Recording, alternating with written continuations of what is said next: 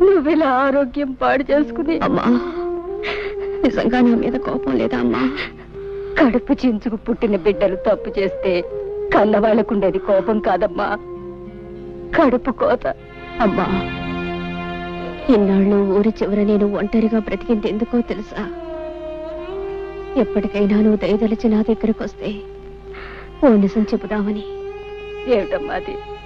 అమ్మా, నేను గడప దాటి వెళ్ళడం మాత్రమే మీకు తెలుసు, కానీ ఆ తర్వాత ఏం జరిగిందో మీకెవ్వరికీ తెలియదు. నేను వెళ్ళిన మరుక్షణమే చేసిన పొరపాటు ఏమిటో తెలుసుకున్నాను. అమ్మా, నేను ఏ తప్పు చేయలేదమ్మా, ఏ తప్పు చేయలేదు. నేను చెడిపోలేదన్న ఈ నిజం చెప్పడానికి ఇన్నాళ్ళు బ్రతికున్నాను. నేను క్షమించమని అడగటం లేదు, దయచేసి ఒక్క నిజం నమ్మండమ్మా, నేను ప్రశాంతంగా చచ్చిపోతాను. అలానికే అమ్మా, నాకు తెలిసి నువ్వే తప్పు చేయలేదు. నా కడుపును పుట్టిన బిడ్డలు ఏ తప్పు చేయరని నాకు తెలుసమ్మా, నాకు తెలుసు. చాలమ్మా, ఆ ఒక్క మాట నాకు చాలు. అమ్మా, నాకు సహాయం చేసి పెడతావా? కన్న కూతురుగా కాదు, జీవితంలో అన్ని పోగొట్టుకుని చావడానికి సిద్ధంగా ఉన్న ఒక మనిషి ఆఖరి కోరికగా అడుగుతున్నాను. బావని ఒక్కసారి నాకు చూడాలని ఉందమ్మా. నాకు తెలుసు, పరువు ప్రతిష్టల్ని మంట కలిపి లేచిపోయిన ఆడదాన్ని ఏ మగాడు జన్మ జన్మలకి క్షమించడు. కానీ బావ దేవుడు లాంటి వాడు. ఆ దేవాలయం దాటి వస్తే గాని ఆ దేవుడి విలువ తెలియలేదమ్మా. ఏ కన్నీళ్లతో అతన్ని కరిగిస్తావు, ఎలా ఒప్పిస్తావు? ఈ ఒక్క సహాయం నాకు చేసి పెట్టమ్మా. అలాగేనమ్మా. అమ్మా, ఈ విషయం ఎవరికి చెప్పొద్దు, నాన్నకి చెల్లాయి కూడా చెప్పొద్దు. చెప్పనని ఒట్టేయమ్మా. అలాగేనమ్మా, ఎవరికి చెప్పను.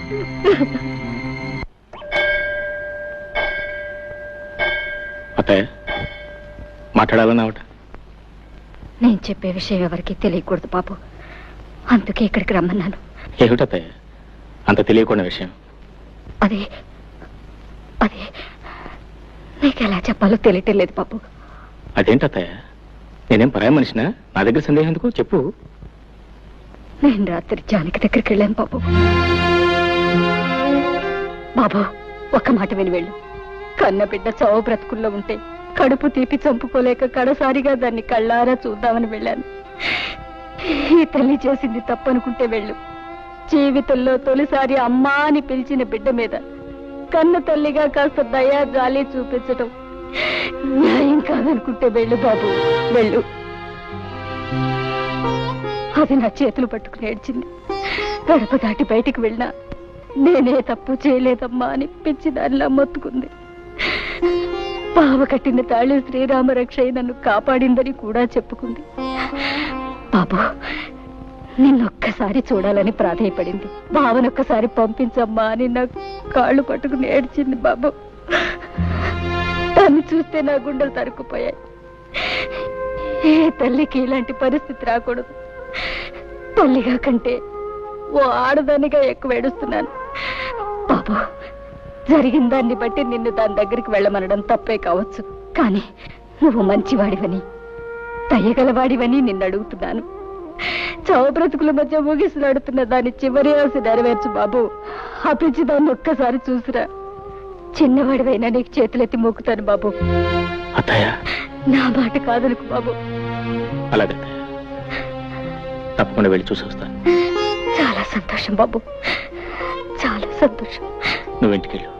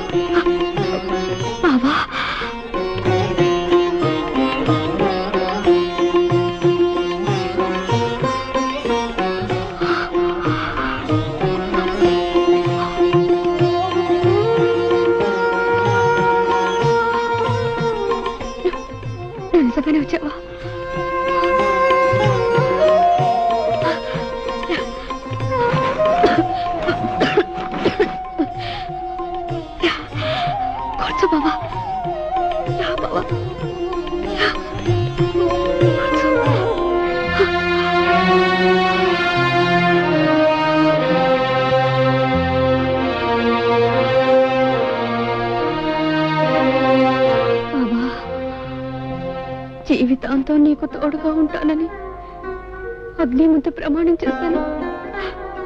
మాట తప్పి వెళ్ళిపోయాను. నీకు తీరని ద్రోహం చేశాను బావా. నీ కాళ్ళు పట్టుకోవడానికి కూడా నాకు అర్హత లేదు. కనీసం నీ నీడనైనా తాకని బావా.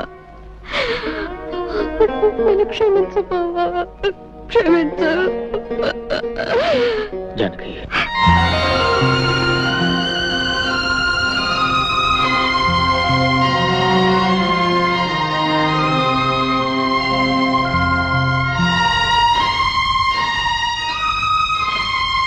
బావా,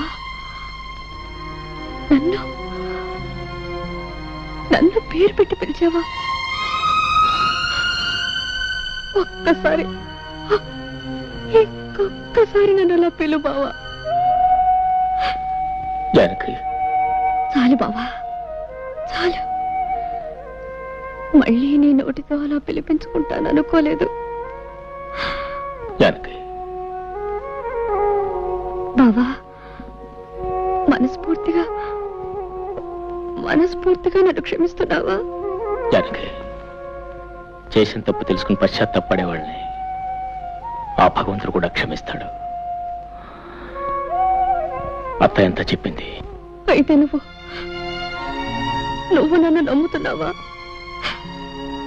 బావా? నిజంగా నేను చెడిపోలేదు బావా. నాకు తెలుసు జానకి, జానకి పవిత్రమైందని నాకు తెలుసు. బంగారు లేడిని కోరుకుని బ్రతుకంతా కష్టాలు పాలు చేసుకుంది ఆ జానకి. అందరి వాటి కోసం ఆశపడి బంగారం లాంటి బ్రతుకుని నాశనం చేసుకుంది ఈ జానకి. నాకే శిక్ష చాలదు బావా. దేవుడి లాంటి నీకు చేసిన ద్రోహానికి నాకే శిక్ష చాలదు. ఇంకా అనుభవించాలి, 7 జన్మలకి అనుభవించాలి బావా. జానకి, ఆడది చిన్న తప్పు చేసిన జీవితం నాశనం అయిపోతుందని చెప్పడానికి నీ బ్రతికే ఒక ఉదాహరణ. ఈ నెమ్మది, ఈ ఆలోచన నీకప్పుడే ఉంటే నీ జీవితం ఇలా ఉండేది కాదు. ఇలా ఒంటరిగా దిక్కులేని దానిలో పడి నిన్ను చూస్తూ ఉంటే. పోన్లే బావా, నాకిలా జరగవలసిందే. చేసుకున్న వాళ్ళకి చేసుకున్నంత అని నాకే శాస్తి జరగవలసిందే. నాకు దొరికిన సౌభాగ్యాన్ని, సంతోషాన్ని నేనే దూరంగా విసిరేసుకున్నాను. నా కాపురాన్ని నా చేతులతో నేనే నాశనం చేసుకున్నాను. కళ్ళు మూసుకుపోయి కట్టుకున్న నిన్ను కన్న బిడ్డని కాదని వెళ్ళిపోయాను. ఇదంతా నా కర్మ బావా, ఇదంతా నా కర్మ. బావా, నేను నిన్ను మాట అడుగుతాను, కాదనవు కదా? ఏమిటా జానకి? బావా, నేనింక ఎక్కువ కాలం బ్రతకను. నీ రాక కోసం, నీ కడసారి చూపు కోసమే పోయే ప్రాణం బిగబెట్టుకొని ఇంతకాలం బ్రతికాను. బావా, నేను నీ భార్యగా కాపురం చేసి ఉంటే నేను చనిపోయిన తర్వాత నువ్వు ధర్మంగా చేయవలసిన పని ఇప్పుడు నేను భిక్షగా కోరుకుంటున్నాను. నేను పోయిన తర్వాత నా శవాన్ని అనాథ ప్రేతంగా వదిలేయకుండా నువ్వే తలకొరివి పెడతావు కదా? జానకి, అలా మాట్లాడుకో, నీకేం జరగదు. చెప్పు బావా, ఇది నా ఆఖరి కోరిక. చేస్తానని చెప్పవు, ఈ ఒక్క వరం ఇవ్వవు. అలాగే జానకి, ఎన్ని అడ్డంకులు వచ్చినా నీ ఆఖరి కోరిక తప్పకుండా నెరవేరుస్తాను. చాలు బావా, చాలు. ఇక నేను సుఖంగా చచ్చిపోతాను. అలా అనకు జానకి, నీకేం కాదు, నీకేం కాదు. వెళ్ళొస్తాను.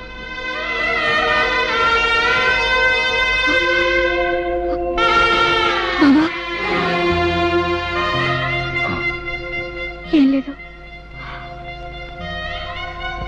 ఆఖరిసరిగా నేను మళ్ళీ చూడాలనిపించింది, అంతే.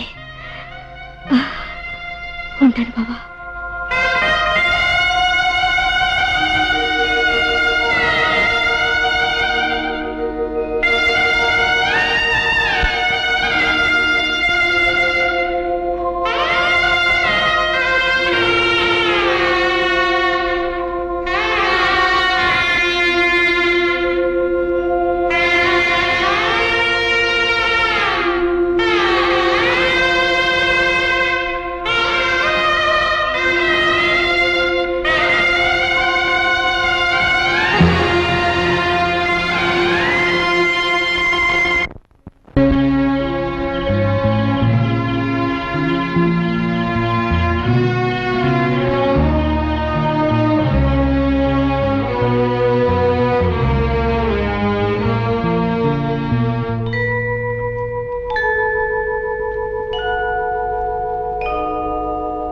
బాబు గారు, జానకమ్మ గారు చనిపోయారు బాబు.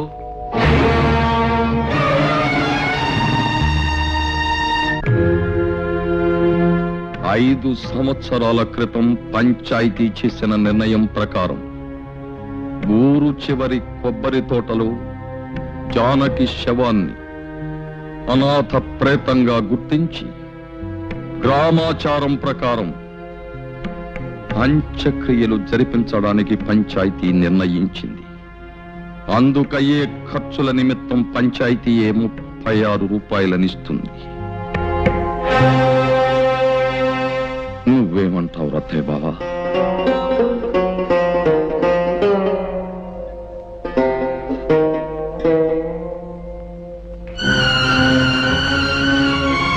అల్లుడు, ఏమిటల్లుడు నీ విన్నది నిజమేనా? నువ్వు బయలుదేరి శవం దగ్గరికి. ఏమండి పంచాయతీ పెద్దగారు, మీరు చేసే తీర్మానాలు కట్టుబాట్లు ఊళ్ళో వాళ్ళకి గాని మీ కుటుంబానికి వర్తించవా? ఎందుకు వర్తించవు? తప్పు ఎవరు చేసినా శిక్ష అనుభవించాల్సింది. మరి చెప్పండి ఆయన గారికి, తలకొరువు పెడితే ఏం జరుగుతుందో వివరంగా చెప్పండి. అల్లుడు, నువ్వు ఆ శవానికి తలకొరివి పెడితే మళ్ళీ ఊళ్ళో అడుగు పెట్టడానికి వీల్లేదు. మరోసారి ఆలోచించు బాబు. పోయిన వాళ్ళ కోసం ఉన్న వాళ్ళని దూరం చేసుకోకు. నేను ఎవరిని దూరం చేసుకోవట్లేదు మాస్టర్. మావయ్య, జానకి చేసిన తప్పే ఉంటో నాకు తెలుసు. ఆమె ఎంత పవిత్రమైందో కూడా నాకు తెలుసు. ఆమె చేసిన పొరపాటుకు జీవితాంతం ఎంత శిక్ష అనిపించిందో కూడా నాకు తెలుసు. నిజానికి అదే చాలా ఎక్కువ. ఇవాళ ఆమె శవాన్ని కూడా శిక్షించాలనుకోవడం అర్థం లేని పని. ఒకనాడు ఆమె మెడలో పసుపు తాడు కట్టినందుకు ఆమె అడిగిన ఆఖరి కొడుకు తెచ్చడం మనిషిగా, భర్తగా నా కర్తవ్యం. ఈ విషయంలో ఎవరేం చెప్పినా నేను తెలుసుకోలేదు. నేనేమైనా పర్వాలేదు, నాకేమైపోయినా పర్వాలేదు. నా నిర్ణయం నాది, అది మారదు.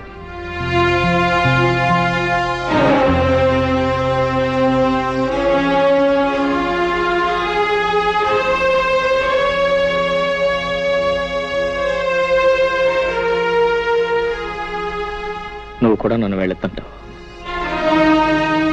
జానకి తలకొరి పెట్టడం నా ధర్మం. నువ్వైనా నన్ను అర్థం చేసుకో. బావా,